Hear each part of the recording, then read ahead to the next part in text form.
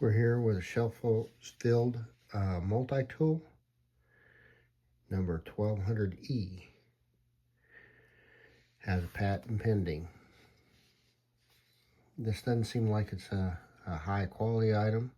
Has a pipe cleaner, bottle opener, a small straight screwdriver, a file, a fish scaler, a Phillips screwdriver, tape measure. On this side, you have another bottle opener, a large straight screwdriver, a small medium-sized screwdriver, and a straight bladed knife.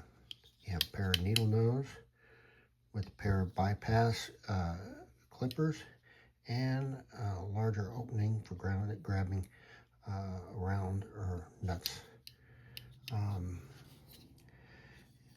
It doesn't seem like it's too bad, but it's not really what I would consider a high quality pair of